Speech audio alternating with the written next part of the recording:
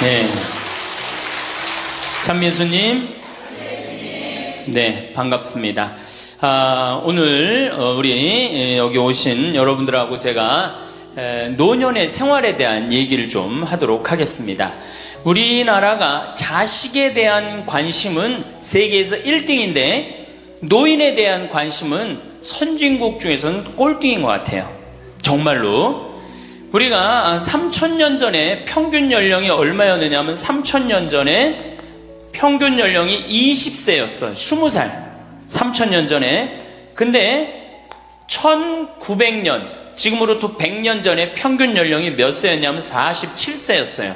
그러니까 3000년 동안 27년 늘어난 거예요. 근데 1900년에서 지금 2008년, 불과 100년 만에 평균 연령이 80세야. 그러니까 100년 만에 몇 세가 늘어났느냐 하면은 33년이 늘어나는 거, 33년이. 그러니까 지금 우리 여기 할머니들, 보통 보면은, 제가 장례 미사에 보면은 대개 92살, 93살 이래요. 우리 여기 주방장 어머니도 얼마 전에 돌아가셨는데 96세 돌아왔어요. 96세.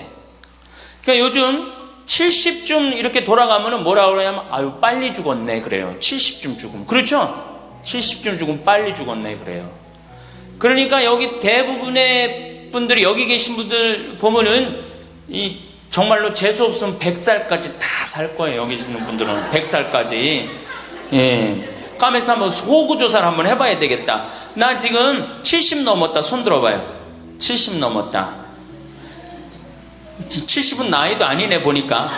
80 넘었다 하면 손 들어. 80. 우리 할머니 80 넘었어요? 몇 살이세요? 81? 이 할머니 여기까지 온 근력 보니까 105살까지 살게 생겼네. 네. 아니 81인데 이렇게 정정한데, 근데 여러분들 천지가 그래요. 천지가. 우리가 2006년에 100살 넘은 사람이 몇 명이냐면 1960명이에요. 그러니까 거의 2000명 됐어요. 2007년에 몇 명? 4000명이에요. 4000명. 더블로 늘어나요. 더블로. 일본은 100살 넘은 사람이 3만 명이 넘어. 3만 명이. 그러니까 옛날에는 연령이 어떻게 돼 있었느냐 하면은 애들이 많았고 어른이 조금이었어요. 그래갖고 뭐 애들은 굉장히 많은데 나를 가면 갈수록 저거갖고 동네에서 60살 넘은 사람은 1명 내지 2명이야. 동네에서. 그러니까 60 환갑 넘었다 그러면, 이렇게 지나가다도 환갑 넘은 할머니가 지나가면 절로 고개를 숙였단 말이에요. 어디 옛날에 할아버지 할머니, 환갑 넘은 할아버지 할머니 지나가는데 담배를 펴요. 피다가도 얼른 끄지. 근데 지금은 이게 우리나라가 65세 이상이 500만 명이에요. 500만 명. 65세 이상이. 그러니까 도표를 그리면은 이래 60세가 훨씬 많아. 65세가. 미국은 3,300만 명. 65세 넘은 분들이. 또 일본은 2천만 명. 그러니까 존경을 하려고 해도 누굴 존경해? 이 수없이 많이 돌아다니는데, 옛날에 하나 둘이어야지 존경을 해야지. 지금은 천지가 할머니 할아버지들인데 누굴 존경해? 누굴 존경해? 그냥 길에 채이는 게 할머니 할아버지인데 존경할 수가 없는 거예요. 혹시 우리 늙은이들 왜 존경하지 않나 이렇게 섭섭해하는 할머니 할아버지들이 착각하는 거예요. 하나 둘이어야지 존경해지. 신부도 본당 신부가 하나니까 3000명 교우들이 존경하는 거예요. 본당 신부가 100명이다. 우리 본당에 신부가 100명이다. 존경할 거 안 할 것 같아. 채이는 게 본 신부인데, 근데 신부님 만나기 하늘의 별 따기보다 어려우니까 존경을 하는 거예요. 옛날에 할머니 할아버지들이 존경받았던 이유가 동네에서 거의 없었기 때문에. 중간에 다 죽었어. 근데 요즘 안 죽고 다 같이 가는 거야. 다 같이. 65세 이상이 500만 명이에요. 500만 명. 참고로 북한은 65세 이상이 몇 명이냐? 아니, 북한은 평균 연령이 몇 세냐? 지금 30세예요. 북한은. 우리나라는 80세인데. 그러니까 우리나라 사람들이 북한보다 50년 더 사는 거, 평균 연령이. 그러니까 여러분들 지금 남한에서 사는 거 감사해, 안 감사해요? 정말로 감사한 거예요. 우리가 지금 뭐 여러 가지 뭐 경제 불황이다 어쨌다 저쨌다 해도 6.25 끝날 때나 여러분들 해방될 때보다 지금 잘 먹고 잘 살아요, 못 살아요? 그때 비하면 너무너무 잘 먹고 잘 사는 거예요. 그런데도 우리가 불행하다고 생각한다면 하느님이 축복을 엄청나게 줬는데도 그 축복의 가치를 모르는 거죠. 근데 어쨌든 우리나라는 지금 프랑스는 120년 동안 고령화가 천천히 진행됐어요. 근데 우리나라는 20년 만에 초고령 사회로 들어섰어요. 왜냐하면 우리나라가 왜 초고령 사회로 들어서느냐 하면은 우리나라가 먹을거리가 참 건강해요. 세계 5대 건강식품이 있는데 우리나라의 김치, 일본의 나또, 인도의 렌틸, 스페인의 올리브, 그리스의 요거트, 이게 세계 5대 건강식품이에요. 근데 그 중에 우리나라 식품이 뭐가 있어? 김치가 있단 말이야. 근데 인도의 렌틸이나 일본의 나또가 뭘로 만드냐면 콩으로 만드는 제품이에요. 근데 우리나라 콩으로 만드는 제품이 뭐가 있어?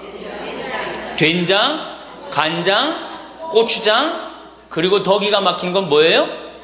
청국장 있잖아요. 청국장. 이 좋은 걸 먹으니까 죽어요, 안 죽어요? 안 죽는 거예요. 그러니까 다른 나라 120년 동안 가는 초고령 사회를 우리는 몇 년 만에 가는 거예요? 20년 만에 지금 가고 있어요. 제가 병자성사를 가보면은요, 보통 95살 먹은 어머니를 며느리가 이렇게 모시면 며느리가 몇 살이냐면 70살이야, 70살. 그러면 내가 병자성사를 가면 이렇게 누워있는 할머니, 그야말로 누워서 이렇게 죽 5년, 10년 받아먹는 할머니, 이렇게 며느리가 손을 잡고 뭐라고 그러는지 아세요? 엄마, 왜 이렇게 안 죽어? 엄마가 빨리 죽어야지. 엄마도 덜 고생하고 나도 덜 고생하지. 그 보는 앞에서 죽으랜다니까요. 손잡고. 그리고 꼭 하는 말이 있어요. 엄마가 빨리 죽어야지 우리 신부님도 그만 고생시키고. 병자성사 맨날 오니까 신부님 고생한다 이거지. 그러니까 살아있는 게 다 고생이라는 거지. 본인도 고생, 며느리도 고생, 병자성사 오는 신부님도 고생. 그러니까 늘 고생한다니까. 엄마 빨리 죽으라고 그러는 거예요. 공자님께서 2500년 전에 뭐라고 그랬냐면은 너희는 부모의 나이를 꼭 기억해두라 그랬어요. 부모가 살 날이 얼마 남지 않았으니까. 그래갖고 내가 그 얘기를 듣고 부모님 나이를 기억하다가요, 요즘은 60 넘어서 기억하기 시작했는데 요즘 포기했어요. 헷갈려. 몇 살인지, 78인지 79인지 왔다 갔다 해요. 아마 내가 이렇게 많은 분들 지금 어머니 나이 몇 살이냐면 헷갈리는 사람들 많더라고요. 83인지 4인지 왔다 갔다 하는 거죠. 쉬다 지쳐서 포기하는 거예요. 제가 능평성당에 그 봉송체를 갔는데 이 할머니를 92살서부터 봉송체를 다녔는데 이 할머니 기억력이 기가 막혀요. 전달 봉송체 온 날 정확하게 기억해요. 날짜 요일까지. 근데 이 할머니가 내가 할머니 몇 살이에요? 그러면은 89이래. 92인데도 89이래. 93때 가갖고 할머니 몇 살이에요? 89이래. 95까지 제가 봉송체를 갔거든요. 그때도 물어보면 89이래. 왜 89이라고 그럴 것 같아? 그렇게 기억력 좋은 할머니가. 미안한 거예요. 너무 오래 살으니까 누구한테 미안해? 자식들한테 미안한 거예요. 자식들한테. 그러니까 지금 이게 우리 현대의 가장 심각한 문제는 뭐예요? 이게 안 죽는 거야. 안 죽는 거. 그럼 왜 안 죽느냐? 이게 의학이 발달해 갖고요. 죽을만 하면 살려갖고 오고, 죽을만 하면 살려갖고 오고, 그래서 죽고 싶어도 죽지도 못해요, 지금. 1920년에 페니실린이 개발이 됩니다. 세계대전이 끝나고 난 다음에 페니실린이 보편화돼요. 페니실린 나오기 전에는 조금만 상처만 나도 죽었어요. 아물지 않으면. 안에 골마도 다 죽었어요. 근데 페니실린 나오고 난 다음부터 어떻게? 상처나도 안에 골마도 페니실린 한 방만 넣으면 다 낫는 거예요. 전염병이고 뭐고. 그러니까 이제 안 죽기 시작한 거예요. 또 MIT 공대 아이들이 20세기의 최고의 발명품을 뭘로 아느냐면 칫솔로 봐요. 칫솔. 20세기 최고의 발명품. 그러니까 칫솔 나오기 전에 옛날에 여기 할머니들, 동네 할머니들, 50대 할머니들 이빨이 몇 개나 남아 있었어요. 여기 하나, 여기 하나, 라고 뻥 뚫렸잖아요. 그렇죠? 그래갖고 그냥 옛날에 합죽이 굉장히 많았죠. 이빨이 없으니까. 그리고 왜 옛날에는 이빨이 칫솔도 없었지만 왜 이빨이 이렇게 성하지 않았어요? 애를 7, 8, 10 놓으니 그거 애 놓으면서 힘쓰느냐고 잇몸 다 물러나고 이빨 빠지는 거예요. 근데 요즘 애도 안 놓지. 칫솔로 하지. 그러니까 이빨이 하나 둘이면은 50쯤 되면 이빨이 다 빠져요. 이빨이 하나 둘이면 어떻게 해요? 하나 둘이면 죽밖에 못 먹어요. 50살 넘어서 죽 먹기 시작하면은 아무리 죽 먹고 오래 살아도 10년 이상 못 버팁니다. 그 옛날에 환갑을 못 넘겼던 거예요. 근데 요즘 칫솔이 있어갖고 이빨이 온전한 할머니들 천지예요. 또 요즘은 의술이 발달해갖고 어떻게? 치과에 가갖고 틀니 다 해놓지. 또 이 해놓지. 요즘 또 임플란트까지 하지. 그러니까 이빨이 그냥 80이 돼도 다 튼튼한 거야. 이빨이 튼튼하니까 일주일에 한 번씩 고기를 꼭꼭 씹어 먹는 거예요. 죽 먹던 시대하고 고기 먹는 시대하고는 이건 틀리는 거예요. 매일 단백질을 공급해 주니까 죽어요, 안 죽어요? 안 죽는 거예요. 그래서 지금 어떻게? 굉장히 오래 사시는 거예요. 그리고 요즘 또 어떻게? 옛날에는 운동이 어딨어. 옛날에는 밭에 나가서 일하고 그냥 늘 힘들게 살았잖아요. 그러니까 옛날에는 맨날 나가서 고생하고 이빨 없지. 그러니까 어떻게? 그러니까 빨리 죽는 거예요. 근데 요즘은 건강식품 먹지, 운동하지, 헬스하지, 수영하지. 이게요, 이래서 얼마나 오래 사는지 몰라. 저 뒤에 계신 분들, 지금 40대, 50대 되신 분들 손 들어보세요. 40대, 50대 되신 분들, 여러분들은 120살까지 살아. 120. 정말이에요. 여러분들은 120살까지 삽니다. 그러면 여러분들 지금 몇 년 남은 거야? 70년 남은 분들 많아요, 지금. 지금 자식이 문제가 아니라 누가 문제야? 여러분들이 문제예요, 지금. 자식 걱정할 때가 아니에요, 지금. 70년이면 작은 시간이에요? 70년이면 엄청나게 긴 시간이에요. 이 70년 동안 뭐하고 살 거냐? 이거 진짜 고민해야 돼요. 이렇게 오래 살 줄 모르고 노년에 대한 준비 안 하신 분들이, 이 노년에 대한 준비를 하신 분들은 과연 몇이나 되고, 노년을 준비 안 하신 분들은 얼마나 될까? 내가 보기엔 노년 제대로 준비한 사람들 10%도 안 돼요. 우리는 노년을 어떻게 준비하면 된다고 생각했어? 자식 하나 잘 키우면은 노년 준비 잘한다고 생각하고 있는 거예요. 근데 우리나라가 이 자식 교육의 맹목적이죠. 맹목적입니다. 이 세계에서 자식한테 이렇게 맹목적인 나라 없어요, 세계에서. 그러면은 우리 할머니들, 할아버지들이 왜 자식 교육을 맹목적으로 시켰느냐? 1900년도에 조선이 무너져 버려요. 그렇죠? 1900년도에 조선이 무너져 버려요. 그럼 조선 무너지기 전에 500년 동안 양반 상놈이 있었어. 그러니까 양반하고 상놈이 있었는데, 여기 계신 분들 뭐 다 지금 족보 있다고 그러죠? 나도 사실은 우리 집 족보 있다고 그러지만은 이게 얼마나 믿어야 될지 몰라. 왜냐하면은 조선시대 양반이 10% 밖에 안 됐어요. 100명 중에 10명만 양반이었어요. 충청도가 10%, 경상도는 4% 밖에 안 됐어요. 그러면 90%는 다 뭐야? 상민이야, 상민. 노예든 노비든 뭐 백정이든 전부 다 서름 받고 살았어요. 옛날에 노비가 얼마나 서름을 받고 살았느냐 하면은, 말을 타고 지나가다가도 양반 집을 지나가면은 양반 이 담이 시작되는 곳에서 말에서 내려야 돼요. 말 타고 양반 못 지나가요. 그러면은 말 타고 말을 끌고 가다가 양반 담이 끝나는 데서 다시 타고 갔어요. 만약에 그냥 말 타고 지나가다가 걸리면은 멍석마리로 맞았어요. 그러니까 그냥 수백 년 동안 서러웠던 게 1900년대 순식간에 무너져 버렸어. 양반, 상놈, 계급이 무너져 버렸단 말이야. 이제 뭐만 하면 출세할 수 있어? 공부만 하면 출세할 수 있었던 거예요. 공부만. 그러니까 그냥 공부만 하면 판검사 되면 모든 게 이제 내 원한, 그동안 수백 년 동안 쌓였던 원한 한을 다 풀 수 있다. 그래갖고 이제 나는 못 먹어도 눈 팔고 소 팔고 정말 나 먹고 싶은 거 쓰고 싶은 거 못하는 한 있어도 누구는 교육시켜? 자식은 교육시키겠다, 이거. 자식은. 그러니까 그냥 있는 돈 없는 돈 팔아서 마련해갖고 여러분들 어떻게 했어요? 자식 공부를 시킨 게 바로 여러분들 세대예요. 여러분들이 정말로 내가 이렇게 오래 살 줄 모르고 자식 하나 출세시켜갖고 그동안 수백 년 동안 서름을 다 날려버리겠다. 그래갖고 우리나라가 교육률이 세계에서 최고로 높았던 거예요. 근데 지금 젊은 사람들은 왜 그러는지도 모르고 지금은 무조건 그 전통을 이어받아갖고 자식한테 미쳐서 교육을 시키는 거고, 지금 젊은 사람 30대 40대는 할머니 할아버지들 세대는 그 서름을 날려버리고 싶어서 자식을 교육을 시켰던 거예요. 그렇게 이렇게 있는 돈 없는 돈 다 들여갖고 자식을 출세를 시켰어. 출세를 시키면 호강할 줄 알았는데 자식이 출세하면은 호강합니까 안 합니까? 제가 이제까지 사목 경험에 의하면은 출세한 자식일수록 부모를 더 안 모십니다. 출세한 자식일수록.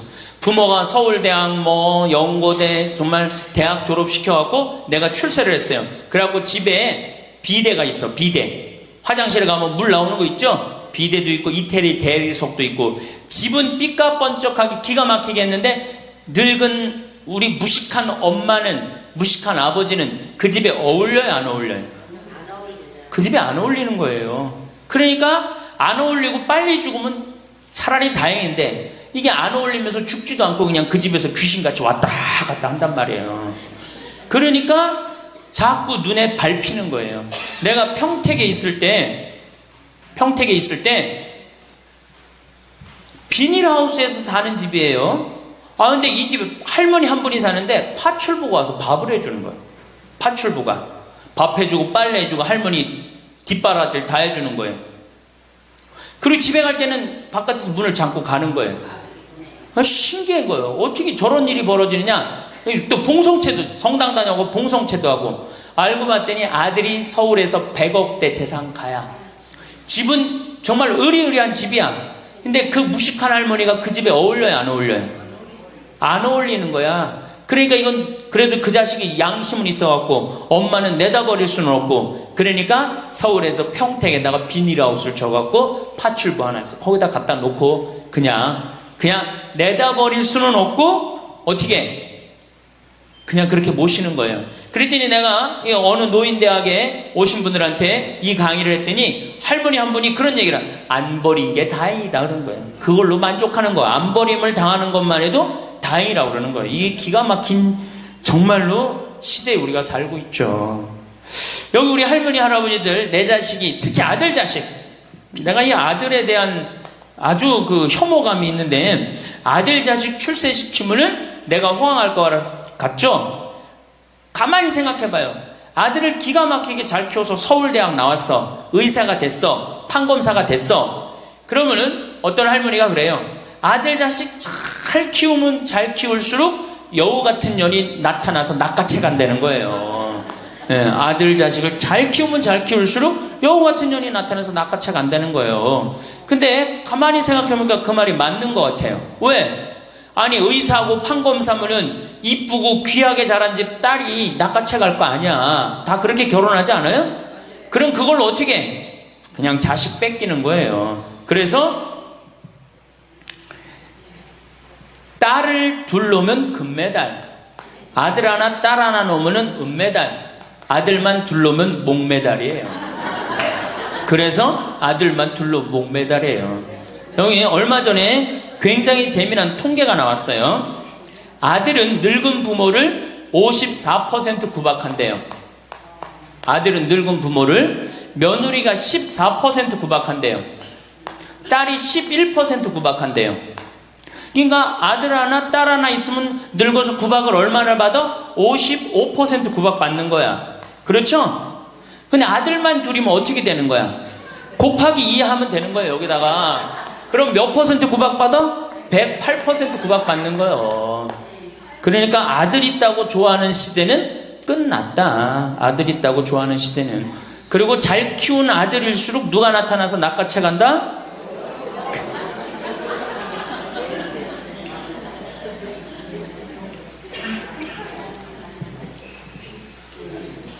물론 아들이라고 다 불효자는 아니에요.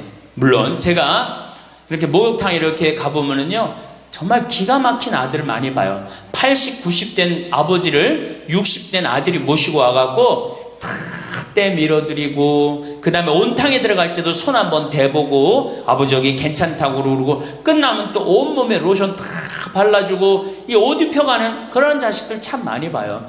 기가 막힌 효자들도 있어요. 또 음식점에 가보면은 큰 늙은 그냥 꼬부랑 할머니 모시고 와갖고 고기 구워서 입에 넣어드리는 자식들도 참 많이 봐요. 그렇게 효도하는 자식들도 있는데 그 몇 퍼센트냐? 10% 이상 넘지 않을 거려. 우리 집도 이 둘째 아들이 기가 막힌 효자예요. 내가 봐도 참 효자예요. 좋은데 구경시켜드린다고 다 그 시와오 갈대숲 그리고 회도 사드리고 시간 되면 여행도 모시고 기가 막혀요. 근데 그런 아들이 몇이나 되겠느냐? 제가 보기에는 그렇게 많지 않아요. 제가 비산동에서 보좌 신부할 때 고해성사 들어보면 맨 자식 욕하는 할머니들 천지였어요. 맨. 우리나라가 자식에게 이 사교육비로 쏟아붓는 돈이 세계 1등입니다. OECD 국가, 경제개발협력기구 국가 중에 1등이에요. 1등. 올해도 자식한테만 사교육비가 얼마 들어가? 20조 원을 쏟아넣었어요. 공교육비 말고 학교 가는 학비, 책값 이런 거 말고 학원 보내고 과외시키는 것만 20조 원을 쏟아놓은 거예요. 이게 정신 나간 거죠. 이렇게 있는 돈 없는 돈 쏟아서 자식한테 쏟아붓는데 늙은 부모 안 찾아가기로 세계에서 1등이 어디에? OECD 국가 중에 우리나라가 1등이에요. 엄청나게 받았는데 그거 부모한테 되돌려줘요? 안 되돌려줘요? 되돌려주지 않아요.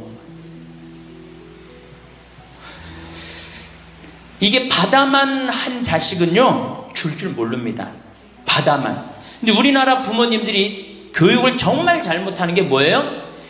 초등학교, 중학교, 고등학교, 대학교, 대학원, 장가 갈 때까지 어떻게 해?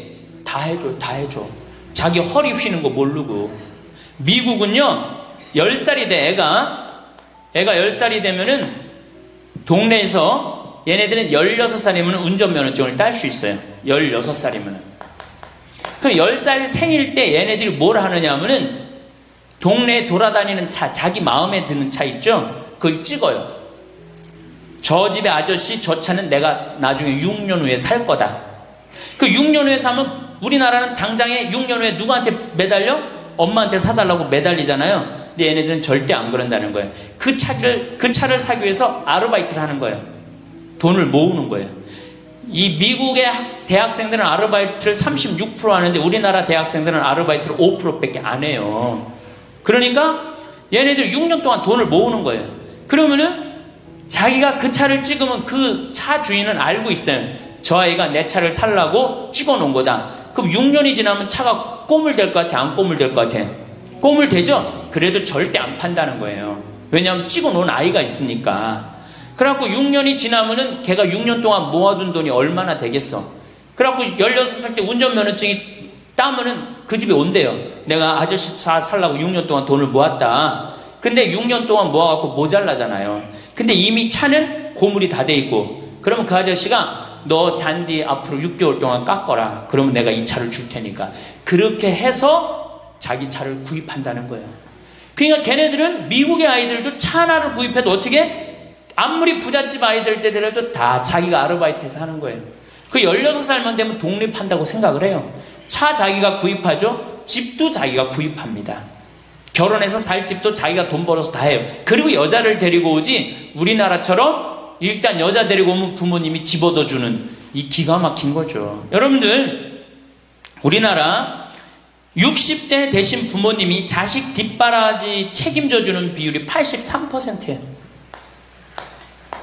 그러니까 대부분의 할머니 할아버지들이 60이 돼도 누구 뒷바라지 해주느냐고 허리가 휘어? 자식들 뒷바라지 안 하고 허리가 휘는 거예요. 우리 집에 캐나다 원어민 선생님, 수원에 있는 중학교 영어 원어민 선생님이 일주일 동안 우리 집에 와서 농사를 배웠어요. 그런데 이름이 디아나라고 그러는 여선생님인데 내가 그 친구랑 이렇게 얘기를 하는데 한국에 오니까 너무너무 이상하대요. 뭐가 이상하냐고 그러니까 애들이 학원 다니는 것도 이상하지만은 고등학교, 대학교 결혼할 때까지 부모가 돈 다 대주는 게 이상하다는 거예요. 자기네 캐나다가 우리나라보다 훨씬 잘 살아요. 자기네 나라는 고등학교 졸업하면은 부모님 이제까지 키운 거 고생했다. 그리고 그 다음에 다 자기네들 알아서 독립한대요. 부모님 그동안 하드워크 열심히 일했다 이거예요. 근데 그 늙은 부모님한테 붙어갖고 부모님 괴롭히면 안 된다 이거죠. 근데 우리나라는 그런 생각 해야 안 해요. 마지막까지 다 뺏어 먹는 거지. 그리고 이제 늙으면은 귀찮다고 내다버리고. 제가 평택에 있을 때 정말로 그 신문에도 보도가 꽤 됐던 거예요. 그 안양에서 사글세 집을 하나 얻은 거예요, 사람들이. 그래갖고 미리 짐부터 붙인다고 그랬는데 짐이 하나 왔어. 큰 짐이 왔는데 짐을 짐이 왔는데 뭐 사람도 없고 그러는데 그 짐 안에서 이상한 소리가 나갖고 열어보니까 할머니를 그 안에다 넣고 붙인 거예요. 할머니를. 그래갖고 아니 도대체 어떻게 된 거냐? 자식이 누구냐? 이름을 밝히질 않는 거예요. 자기 아들이 공무원이거든. 그러니까 밝히지 않는 거. 자, 그 자식 생각한다고. 그거는 여러분들 자식 교육이 아니에요. 그런 자식 살아서 뭐 할 건데. 그런 자식 키워서 뭐 할 건데. 그러니까 우리나라는 이게 자식한테 너무 맹목적인 사랑을 하면서 그게 교육인 줄 알고 있는 거예요. 자기가 인생을 살아가면서 힘든 것도 배우고 즐거운 것도 배우고 보람도 느껴야 되는데 너는 뭐만 잘하면 돼? 공부만 잘하면 돼. 공부만 잘하면 돼. 그러니까 자기만 알고 자란 놈이죠. 그러니까 이기적으로 자란 놈이 이타적으로 살 것 같아요? 절대 못 삽니다. 우리 어렸을 때는 어머니가 부침개를 했어. 그럼 어떻게 해요? 이 집에도 갖다 줘라, 저 집에도 갖다 줘라. 그러면서 동네 돌아다니면서 이 갖다 주는 재미, 그러면서 나누는 것도 배우잖아요. 요즘 애들이 그런 애들이 어디 있어요? 아파트 문 닫으면 끝인데. 그렇게 자라는 애들이 남을 생각할 것 같아요? 어떻게 해서든지 4배만 채우면 되는 걸로 자란지. 저는 요즘 텔레비전에서 우리나라 지금 정책 결정할 때 너무 답답한 결정들이 굉장히 많이 나와요. 어떻게 저런 결정을 할까? 국민들 생각을 하는 걸까? 안 하는 걸까? 그런데 그 결정하는 애들이 다 누구야? 초등학교 때 공부 잘하고 중학교, 중고등학교 공부 1, 2등 하고 서울대학 가갖고 행정고시, 외무고시 이런 거 다 합격한 애들이 결정한 거예요. 자기만 알고 자란 애가 결정하는 거예요. 내가 하버드대나 몇몇 대학에 들어가는 그 활동 그것도 써준 적이 있는데 그 들어가는 애들, 걔네들은 뭘 제일 중요하게 여겨요? 봉사활동. 사회봉사활동을 얼마나 잘했느냐. 그러니까 1년, 2년 세계로 돌아다니면서 봉사활동 하는 거예요. 근데 우리는 봉사활동도 다 어떻게? 다 거짓말로 꾸며갖고 들어가는 거예요.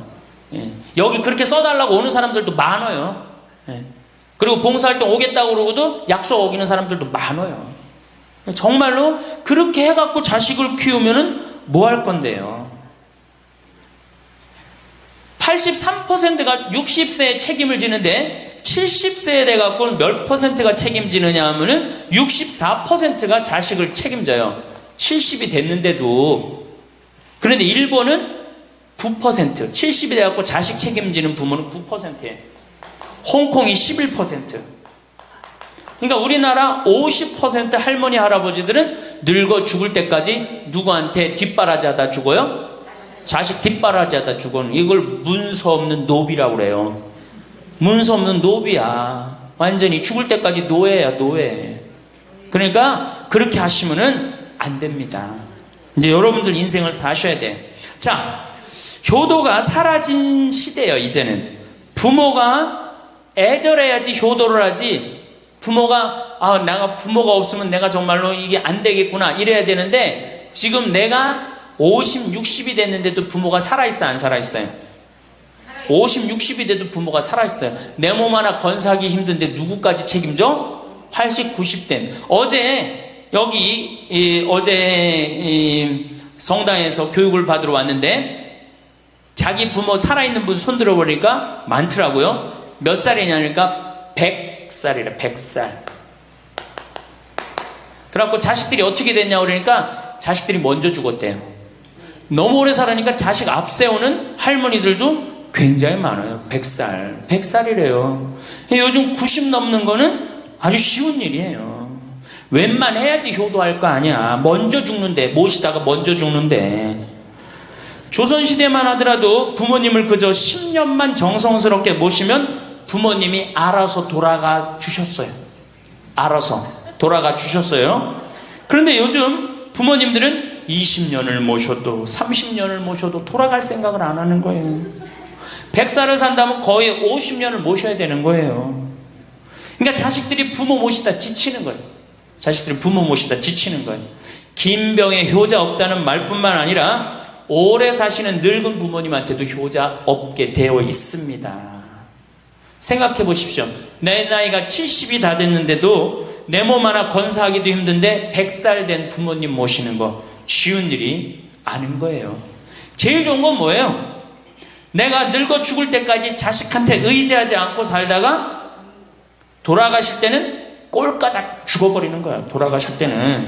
그러니까 지금 자식하고 같이 붙어서 산다 이런 생각 꿈도 꾸지 마시고 그냥 나 혼자 살다가 어떻게 죽을 때 꼴까닥 죽으면 되는 거. 죽을 때 신부님 그래도 자식이 내 임종은 봐야 되지 않느냐. 임종은요 부모님 조선시대에 또 그 전에 한 평균 연령 37세 40세 때 자기 부모님 돌아가시는 거 못 보면 한이 됐어요. 그렇죠? 근데 지금 임종 볼 필요 없어요. 볼 만큼 봤어. 아주 지겹게 봤어. 뭐 임종까지 봐요. 그냥 주무시다가 꼴까닥 돌아가시는 게 제일 좋으신 거예요. 이 꼴까닥 돌아가시는 방법은 내가 이제 네 번째 시간에 알려드리도록 하겠습니다. 심지어 어떻게 꼴까닥 돌아가는 방법이 있습니까? 방법이 있어요. 꼴까닥 죽는 방법이 있어요. 우리 옛날에 뭐라 그래? 요즘 뭐라 그래? 9988이라고 그러죠? 99세까지 팔팔하게 살아라.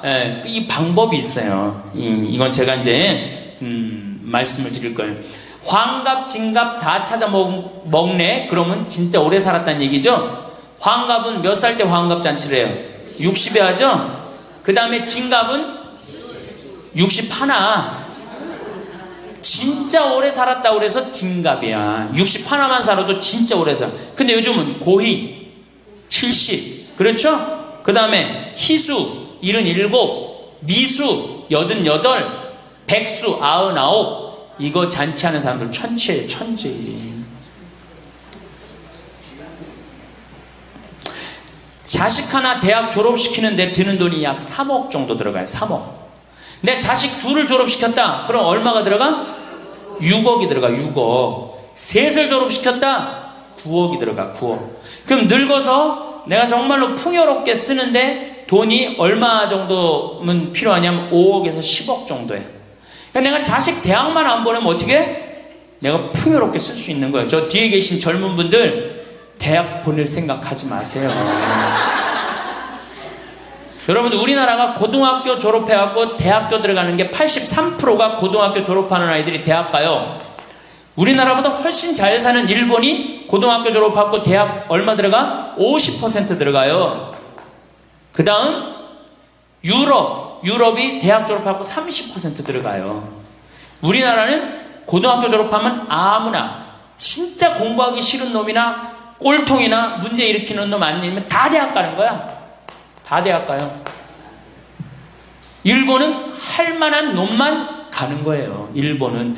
유럽은 진짜 똑똑한 놈만 가는 거예요. 그래서 독일은 대학 졸업하면 문패에다 대학 졸업했다는 표시를 써놔요. 그만큼 대학 졸업하는 게 힘든 거예요. 근데 우리는 아무나 대학 졸업 다 해요. 아무나. 그 좋은 대학 가면 몰라. 머리는 완전히 그냥 정말로 돌머리인데 그냥 무슨 지방 제3대학, 4대학 나왔고 취직을 해요? 올해 여러분들 100명 졸업한 중에 취직 몇 명 했어? 3.8명에서 3.8명. 96명이 취직을 안 하고 놀고 있어요. 대학원 졸업했겠다. 손에 기름 묻히긴 싫겠다. 엄마 아버지 등 뜯어먹고 살고 있는 거예요. 아까 얘기했잖아. 83%가 60이 돼도 자식 책임진다고. 대학 졸업하고 취직을 해야지 자기 구실을 할 거 아니야. 차라리 대학 졸업하고 취직도 못할 양이라면 어떻게 하는 게 좋아요? 안 보내고 그 돈 모아갖고 애 가게 차려주는 게 훨씬 낫지. 아니면 그 돈 모아갖고 나 노후 대책 드는 게 훨씬 낫지. 우리나라의 대학을 때려 부시지 않으면 경쟁력이 없어요. 때려 부셔야 돼요. 유럽보다 대학이 10배가 많아요. 10배가. 유럽보다 대학이. 근데 그 대학이 경쟁력이 있느냐? 55개 국가 중에 경쟁력이 53개 3등이에요. 우리나라 대학이. 그러니까 다 미쳐있는 거야. 내가 보기에는 다 미쳐있는 거야. 그냥 제발 좀 정신 좀 차리세요. 저 뒤에 계신 분들. 앞으로 몇 년 남아있어요? 70년 남아있어요. 있는 돈 없는 돈 자식한테 쏟아낼 게 아니에요. 우리 할머니 할아버지들 자식 걱정해서 자식들한테 잔소리한들 자식들이 귀담아 듣습니까? 챙겨놓으면 귀담아 들어요 안 들어요? 뭐 한다 그래? 노망 떤다 그러지. 우리 엄마 아는 것도 없고 무식한데 웬 챙겨를 이렇게 하느냐고 엄마나 잘하라고 그러고 구박하죠. 그러니까 지금 우리 할머니 할아버지들도 자식 걱정할 때가 아니야. 이제는 누구 걱정해? 내 남은 여생을 어떻게 의미 있고 행복하게 지낼 것이냐, 그거 하나. 나 자식한테 부담 안 주고 내 속 썩이는 거, 나 하나 속 안 썩이고 나 혼자 행복하게 사는 게 진짜 그 좋은 거예요. 제가 외국 여행 다녀보니까 선진국에서 돈 쓰는 사람들은 다 할머니 할아버지들이에요. 백화점에서 양장 사 입고 양복 사 입는 분들 다 누구야? 할머니 할아버지들이에요. 내가 뭐 프랑스 파리 쌍젤리제 거리, 그 다음에 이탈리아 나보나 광장 이런 데 다 다녀보잖아요. 밤에 누구만 돌아다녀요? 할머니 할아버지들만 돌아다녀요. 거기서 다 팔짱 끼고 나와서 와인 마시고 맥주 한 잔 마시고 그리고 들어가세요. 우리나라 명동 밤거리에 누구만 돌아다녀요? 젊은 애들만 돌아다니죠? 할머니는 그 시간에 뭐해? 뒷방에 쥐처럼 웅크리고 있는 거예요. 정말로. 그래갖고 명동에 나가면 할머니들 할아버지들 구경할 수 없는데 탑골 공원에 가보면 할머니들이 거기서 뭐하고 비둘기하고 놀고 있잖아. 놀아주는 사람도 없으니까 비둘기하고 놀아주고 있는 거예요. 제발 그러지 마시고 가지고 있는 거 쓰고 돌아가세요. 쓰고. 그리고 제발 다니세요. 그리고 우리 할머니들 지금 오늘 1박 2일 이렇게 나와주는 거 이거 며느리한테 굉장히 좋은 거예요. 나 며느리랑 산다 한번 손 들어봐. 며느리랑 사는 분은 가능한 한 집에서 자꾸 나가주는 게 좋은 거예요. 하루라도 집을 비워주는 게 며느리가 좋은. 생각해봐. 30년 40년 시어머니하고 같이 산다고 생각을 해봐요. 아침부터 저녁까지 그냥 얼굴 마주보고 산다고 생각해봐. 얼마나 힘들어. 귀 있을 때마다 뭐 해주는 게 좋아? 나가주는 게 좋은 거예요. 그러니까 가능한 한 나가 돌아다니고, 아침에 해 뜨면 집에 나와갖고 해 지면 집에 이제 들어가는 거, 그게 좋은 거예요.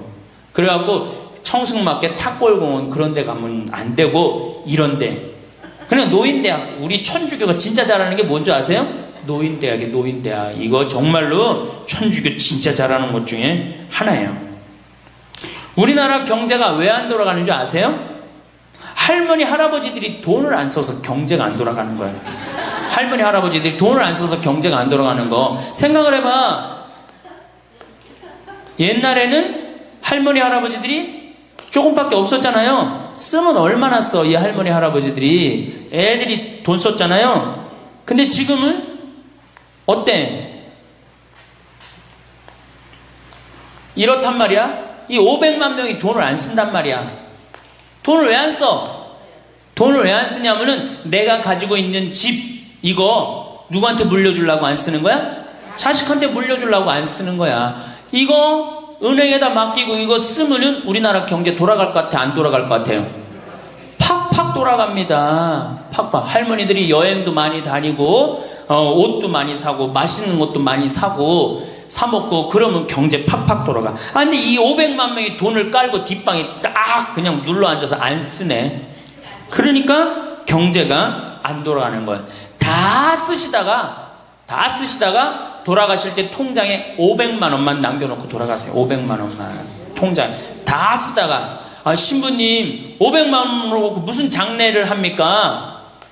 부주금 들어오잖아. 부주금. 이 부주금 갖고도 싸우는 사람 많아요.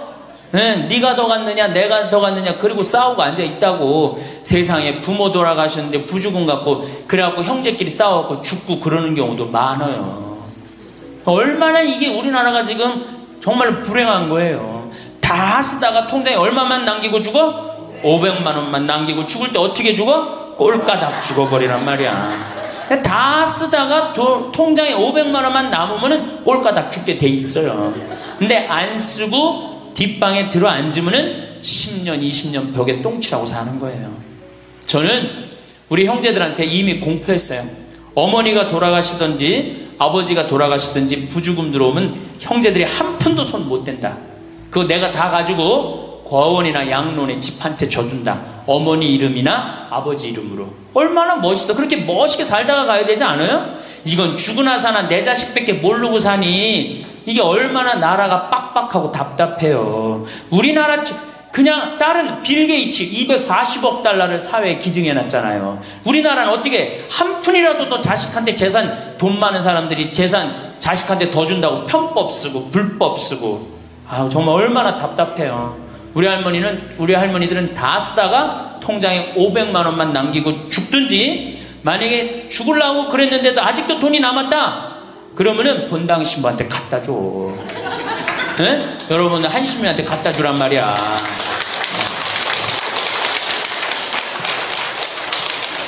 박수 치는 거 보니까 갖다 줄 의사가 있나 본데? 네? 제발 자식한테 주는 게 절대 훌륭하게 사는 게 아니에요. 자식들은 지가 알아서 살고 나는 마지막에 이제까지 하느님한테 빌려 썼으니 하느님의 영광을 위해서, 가난하고 어려운 이웃을 위해서 희사하고 가는 거예요.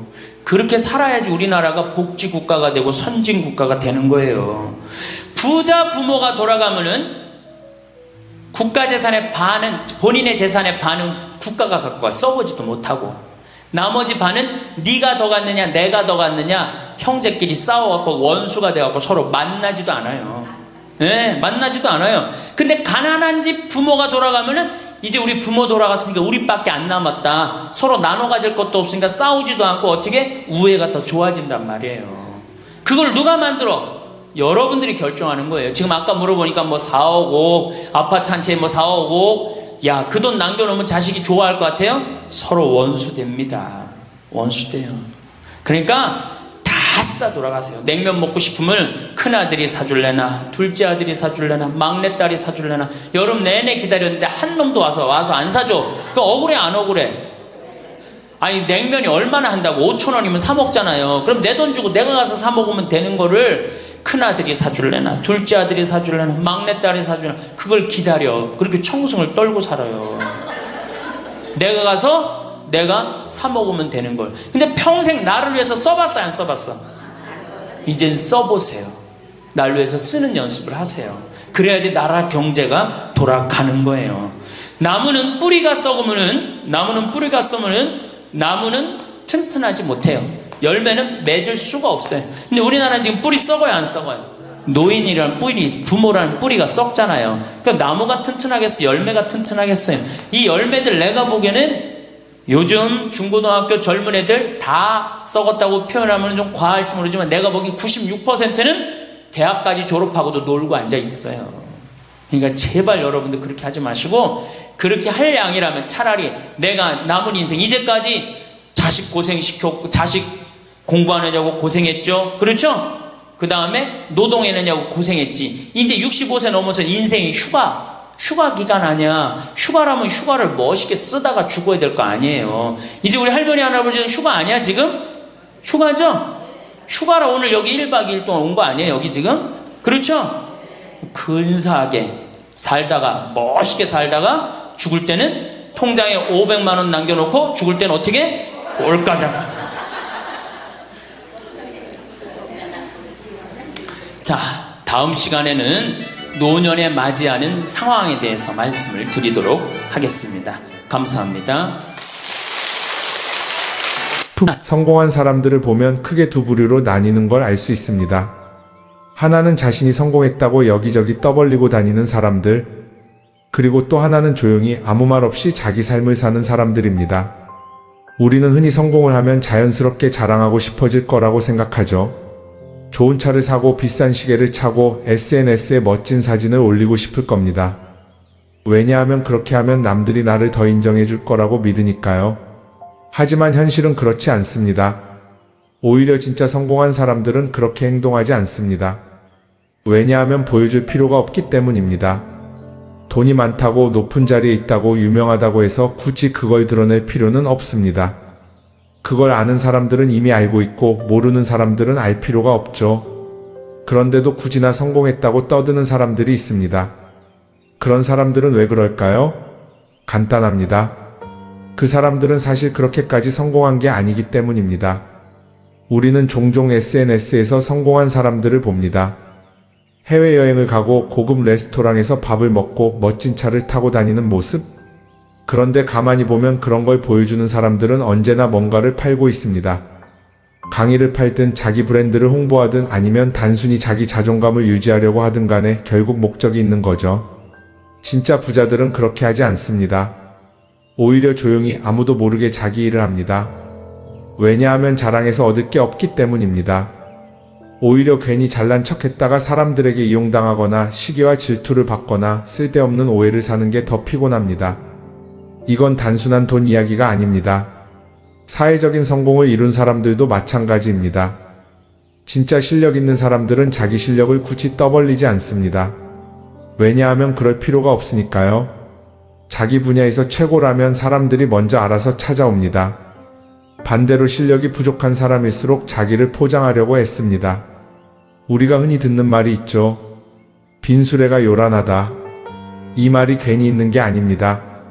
정말 내실이 있는 사람들은 굳이 시끄럽게 굴지 않습니다. 반대로 겉만 번지르르한 사람들은 자기가 얼마나 대단한지 떠들고 다닙니다. 이걸 좀 더 현실적인 예로 들어볼까요? 동창회에 나가면 꼭 이런 사람이 있습니다. 옛날에는 별거 아니었는데 갑자기 잘 됐다고 나타나서 자기가 얼마나 성공했는지 자랑하는 사람. 처음에는 다들 와 대단하다 하고 들어주지만 시간이 지나면 어떨까요? 대부분 속으로 이렇게 생각할 겁니다. 저 사람 뭐 저렇게까지 티를 내? 결국 그런 사람은 점점 멀어지게 됩니다. 반면에 정말 성공한 사람들은 조용합니다. 굳이 자기가 어떻게 살고 있는지 설명하지 않죠. 그런 사람들은 오히려 주변에서 먼저 알아보고 자연스럽게 존경을 받습니다. 그게 진짜 성공입니다. 그럼 우리는 어떻게 해야 할까요? 내가 뭔가를 이루었을 때 굳이 남들에게 알릴 필요가 있을까요? 물론 가까운 사람들에게 좋은 소식을 전하는 건 좋습니다. 하지만 굳이 모든 사람들에게 나 이렇게 잘 살고 있어요 하고 알릴 필요는 없습니다. 그런 행동은 결국 나에게 득이 되지 않습니다.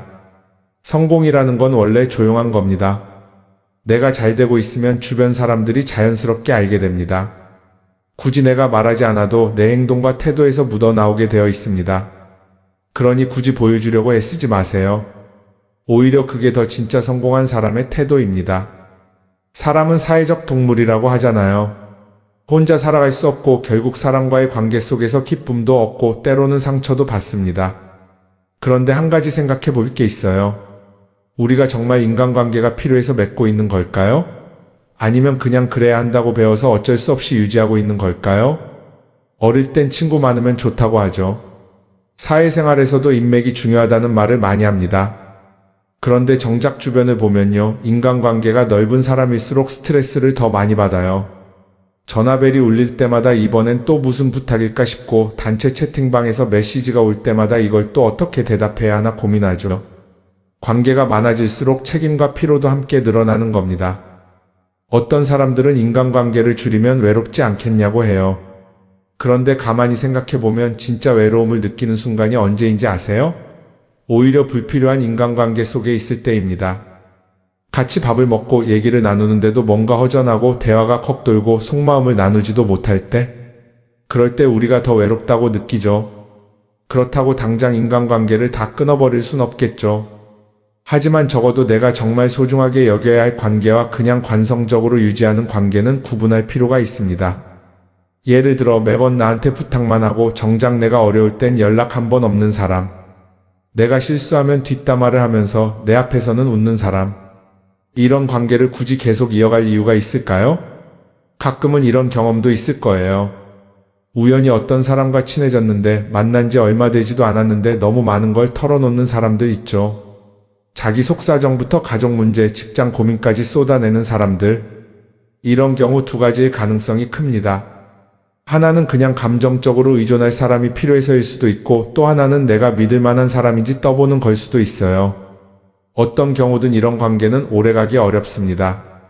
사실 친밀함이라는 건 시간이 필요한 법이에요. 적당한 거리를 두고 천천히 서로를 알아가야 하는데 초반부터 급격하게 가까워진 관계는 쉽게 무너지는 경우가 많습니다. 처음엔 친하다고 생각했는데 어느 순간 사소한 일로 틀어지고 결국 남보다 못한 사이가 되는 거죠. 그러면 인간관계를 어떻게 해야 할까요? 답은 간단합니다. 억지로 맺지 말고 굳이 유지하려고도 하지 않는 거예요. 내가 편한 관계라면 자연스럽게 이어질 것이고 그렇지 않다면 서서히 멀어질 겁니다. 그리고 그걸 억지로 붙잡지 않아도 괜찮습니다. 관계를 유지하는데 에너지를 쓰기보다는 정말 소중한 관계에 집중하는 게 더 낫지 않을까요? 어떤 사람은 내가 인간관계를 줄이면 나중에 나 혼자 남는 거 아니냐 걱정하기도 해요. 그런데 생각해보면요, 진짜 나를 위하는 사람은 많지 않아요. 인간관계를 줄인다고 해서 완전히 혼자가 되는 게 아닙니다. 오히려 불필요한 관계를 정리하고 나면 남아있는 관계들이 더 단단해지고 가치 있게 느껴질 겁니다. 예전엔 인맥이 자산이라는 말을 많이 했어요. 그런데 요즘은 꼭 그렇지도 않죠. 오히려 불필요한 인간관계가 많으면 그게 짐이 될 수도 있어요. 적당한 거리, 적당한 선. 이걸 잘 지키는 게 결국엔 가장 편한 인간관계를 유지하는 방법 아닐까요? 한번 곰곰이 생각해 보세요. 지금 내 주변에 있는 사람들 중에서 내가 정말 편하게 만날 수 있는 사람이 몇 명이나 되는지, 내가 억지로 맞춰주고 있는 관계는 없는지.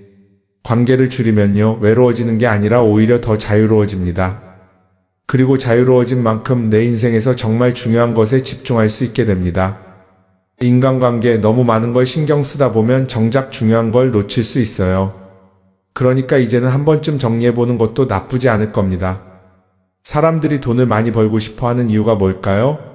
단순히 돈이 많으면 좋으니까? 물론 그것도 있겠지만 사실 돈을 원하는 진짜 이유는 더 나은 삶을 살기 위해서겠죠. 그런데 문제는 돈을 많이 번다고 해서 반드시 삶이 나아지는 건 아니라는 겁니다. 오히려 더 많이 벌수록 더 많이 쓰게 되는 경우가 많아요. 가끔 이런 생각해 본 적 없으세요? 예전에는 돈이 지금보다 훨씬 적었는데 이상하게 그때가 더 여유로웠던 것 같다. 왜 그럴까요? 사실 우리가 원하는 건 돈 그 자체가 아니라 돈을 통해 얻을 수 있는 자유인데 돈을 벌면 벌수록 그 자유를 잃어버리는 경우가 많아요. 더 좋은 차, 더 좋은 집, 더 좋은 옷을 사면서 점점 더 많은 돈이 필요해지고 결국엔 돈을 벌기 위해 또다시 일해야 하는 악순환에 빠지게 되는 거죠. 한번 생각해 봅시다. 우리가 정말 필요해서 뭔가를 사는 경우가 얼마나 될까요? 필요해서라기보다는 남들이 가지고 있으니까, 없어 보이기 싫으니까, 혹은 그냥 기분 전환을 위해서 소비하는 경우가 훨씬 많아요. 그리고 그런 소비를 할 때마다 스스로 이렇게 합리화를 하죠. 이 정도는 나를 위한 투자야. 그런데 가만히 보면 그 소비가 진짜 나를 위한 소비인지 아니면 그냥 사회가 만든 기준에 끌려가고 있는 건지 헷갈릴 때가 많습니다. 예를 들어 예전에는 스마트폰 하나면 충분했는데 이제는 스마트워치도 있어야 하고 무선 이어폰도 필요하고 태블릿도 있어야 할 것 같고 하나를 사면 또 다른 무언가가 필요해지는 시기예요. 사실 이건 우리가 그렇게 만들어진 겁니다. 광고도 그렇고 SNS도 그렇고 자꾸 우리에게 이렇게 말하죠. 이걸 사야 더 행복해질 수 있어요. 그런데 정작 그걸 사고 나면 어때요? 처음 며칠은 좋죠. 그런데 시간이 지나면 또 다른 걸 사고 싶어져요. 왜냐하면 물건이 우리를 오래 행복하게 만들어주지는 않거든요. 특히 요즘은 SNS가 이런 소비 심리를 더 부추기는 것 같아요. 예전에는 친구들끼리 만나서 나 새로 샀어 하고 자랑하는 게 전부였는데 이제는 SNS에 올리면서 전 세계 사람들에게 보여주잖아요. 그러다 보니까 남들도 다 뭔가를 사서 올리고 나도 따라해야 할 것 같은 기분이 드는 거예요. 그런데 중요한 건 그 사람들도 사실은 나와 똑같은 기분이라는 겁니다. 내가 남을 부러워하는 만큼 나도 누군가에게 부러움을 사려고 애쓰고 있는 거죠. 결국 끝없는 비교와 소비 속에서 진짜 중요한 걸 놓치게 되는 겁니다. 한번 이렇게 생각해보면 어떨까요? 만약 내가 지금부터 딱 1년 동안 불필요한 소비를 하지 않는다면 내 삶이 어떻게 변할까? 아마 처음에는 답답할 수도 있어요. 사고 싶었던 걸 참아야 하니까. 그런데 그걸 몇 번 참고 나면 어느 순간 깨닫게 될 겁니다. 내가 굳이 이걸 안 사도 괜찮네? 그렇게 불필요한 소비가 줄어들면 자연스럽게 돈이 쌓이겠죠. 그런데 돈이 쌓이는 것보다 더 중요한 게 있어요. 바로 마음의 여유가 생긴다는 겁니다. 돈을 쓰지 않는다고 해서 불행해지는 게 아니라 오히려 소비로부터 자유로워지면서 진짜 행복을 찾을 수 있어요. 물론 이걸 실천하는 게 쉽지는 않겠죠. 우리 주변에는 소비를 부추기는 것들이 너무 많으니까요. 하지만 적어도 이런 건 해볼 수 있습니다. 뭔가를 사고 싶을 때 한 번만 스스로에게 물어보는 거예요. 이게 정말 나한테 필요한 걸까? 아니면 그냥 순간적인 욕심일까? 만약 그 질문을 던졌을 때 5초 안에 당연히 필요하지 라는 답이 나오지 않는다면 사실 그건 없어도 되는 물건일 가능성이 큽니다. 정말 필요한 건 고민할 필요도 없이 바로 떠오르거든요. 그러니까 이제는 한 번쯤 생각해 봐야 할 것 같아요. 나는 지금 내가 원하는 삶을 살고 있는 걸까? 아니면 남들이 만든 기준에 맞추기 위해 내 시간을 팔고 있는 걸까? 소비를 줄인다는 건 단순히 돈을 아끼는 게 아닙니다. 그건 결국 내 삶의 선택권을 되찾는 일이거든요. 돈을 많이 버는 것도 중요하지만 더 중요한 건 그 돈을 어떻게 쓰느냐입니다. 그리고 때로는 아무것도 사지 않는 게 최고의 선택일 수도 있어요. 우리는 요즘 SNS 없이 사는 게 거의 불가능한 시대에 살고 있죠. 아침에 눈 뜨자마자 휴대폰을 확인하고 출근길에도 SNS를 보고 잠들기 전까지도 계속 들여다봅니다. 그러면서 남들이 어떻게 사는지 보고 나도 모르게 비교하게 되고 때로는 초조해지기도 하죠. SNS에 올라오는 사진들 한번 보세요. 맛집에서 멋진 음식을 먹고 해외여행을 다니고 좋은 옷을 입고 성공한 삶을 사는 사람들. 그런데 가만히 보면 이 사람들이 정말 행복해서 저런 사진을 올리는 걸까요? 아니면 그냥 행복해 보이고 싶은 걸까요? 실제로 SNS에 가장 많이 올라오는 사진이 뭔지 아세요? 남들이 부러워할 만한 순간들입니다. 집에서 편하게 쉬고 있는 모습이나 출근길에 지친 얼굴, 어제 먹다 남은 배달 음식 사진 같은 건 잘 안 올리죠. 대신 멋진 레스토랑, 명품 가방, 고급 호텔 같은 것들이 올라옵니다. 왜 그럴까요? 결국 SNS는 보여주기 위한 공간이기 때문입니다. 여기서 중요한 게 있어요. 우리가 SNS에서 보는 건 그 사람의 삶 전체가 아니라 편집된 일부 장면이라는 겁니다. SNS는 마치 한 편의 다큐멘터리나 영화처럼 잘 꾸며진 장면들만 보여줍니다. 그런데도 우리는 그걸 보면서 아, 저 사람은 나보다 더 행복하구나 하고 착각하죠.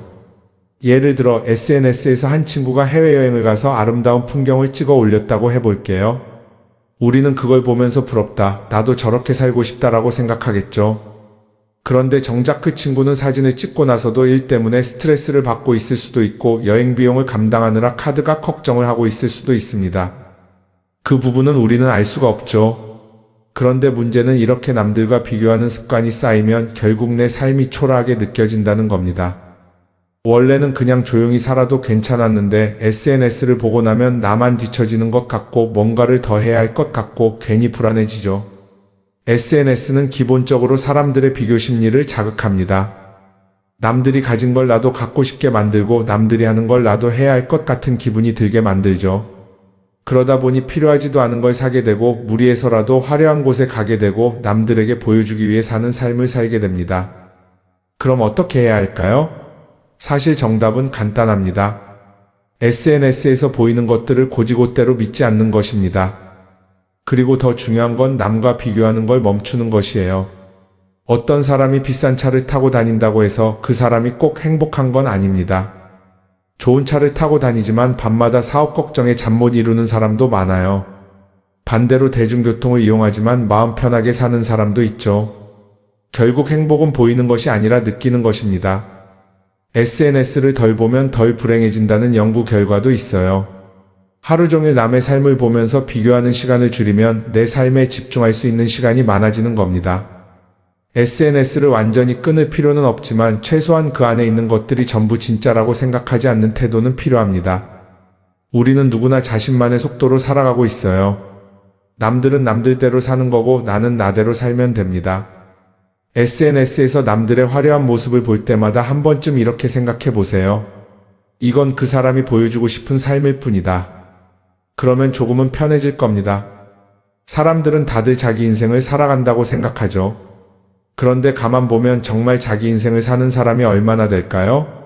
많은 사람들이 사실은 남이 만들어 놓은 기준에 맞춰서 살고 있어요. 좋은 대학, 좋은 직장, 좋은 차, 좋은 집. 다들 이런 걸 목표로 삼지만 정작 내가 원하는 삶이 뭔지 깊이 생각해 본 적이 없는 경우가 많아요. 이건 어릴 때부터 교육받아온 방식과도 관련이 있어요. 우리는 어릴 때부터 이렇게 살아야 한다는 틀 안에서 자라죠. 공부 열심히 해서 좋은 성적을 받아야 하고, 좋은 직장을 가져야 하고, 결혼도 적당한 때에 해야 하고, 마치 인생이 정해진 수순이라도 있는 것처럼요. 그러다 보니 나 스스로 정말 원하는 걸 고민하기보다는 그냥 남들이 정해놓은 목표를 따라가게 돼요. 그런데 이렇게 남의 기준에 맞춰서 살다 보면 어느 순간 공허함을 느끼게 됩니다. 이게 정말 내가 원했던 삶인가? 하는 의문이 들 때가 오죠. 어릴 땐 성적이 목표였고, 사회에 나와서는 연봉이 목표였고, 결혼하고 나서는 아이 교육이 목표였는데 그 목표를 이루고 나면 허무한 거예요. 계속 뭔가를 이루긴 했는데 정작 나는 어디에 있는지 모르겠는 거죠. 진짜 중요한 건 내가 원하는 게 뭔지를 아는 것이에요. 그런데 이게 쉽지 않죠. 오랫동안 남의 기준대로 살아왔기 때문에 막상 내가 정말 원하는 게 뭐지? 하고 물어보면 선뜻 대답하기 어려운 경우가 많아요. 하지만 이 질문을 하지 않으면 우리는 평생 남이 정한 기준 속에서 살게 됩니다. 그럼 어떻게 해야 할까요? 첫 번째로 필요한 건 내가 왜 이런 생각을 하게 됐는지 스스로 점검하는 거예요. 예를 들어 내가 비싼 차를 사고 싶다고 생각한다면 그게 정말 내 필요 때문인지 아니면 남들에게 잘 보이기 위해서인지 한번 따져봐야 해요. 만약 남들이 나를 어떻게 볼까 하는 게 더 중요하다면 그건 내 기준이 아니라 사회가 만들어 놓은 기준일 가능성이 큽니다. 두 번째는 다른 사람의 의견에 휘둘리지 않는 연습을 하는 거예요. 우리는 살아가면서 끊임없이 남들의 평가를 받죠. 그 나이에 그런 걸 시작한다고? 지금 그게 가능하겠어? 이런 말들이 우리를 흔들어 놓습니다. 그런데 그런 말에 신경 쓰다 보면 결국 아무것도 하지 못하게 돼요. 중요한 건 남들이 뭐라고 하든 내가 결정하는 거예요. 물론 남의 조언을 들을 수도 있고 참고할 수도 있죠. 하지만 최종 결정은 항상 내 몫이어야 합니다. 내가 결정하고 내가 책임지는 거. 그렇게 해야 내 삶을 온전히 내 것으로 만들 수 있어요. 세 번째는 내가 한 선택에 책임지는 자세를 가지는 거예요. 많은 사람들이 무언가를 선택하고 나서도 후회하죠. 괜히 이걸 했나? 이 선택이 잘못된 건 아닐까? 그런데 한 가지 확실한 건 후회한다고 해서 과거가 바뀌지는 않는다는 거예요. 내가 한 선택이라면 그 선택이 틀렸다고 해도 받아들이고 그 안에서 최선을 다하는 게 더 중요해요. 이렇게 말하면 그럼 실수하면 어떡하죠? 라고 걱정하는 분들도 있을 거예요. 하지만 생각해보면 우리가 실수를 두려워하는 이유도 결국 남의 시선 때문이에요. 내가 실패하면 남들이 날 어떻게 볼까? 이런 걱정이 더 크죠. 그런데 남들은 생각보다 우리한테 관심이 없어요. 우리가 성공하든 실패하든 남들은 자기 삶을 사느라 바빠요. 그러니까 내 인생의 주인은 결국 나 자신이라는 걸 명확히 할 필요가 있어요.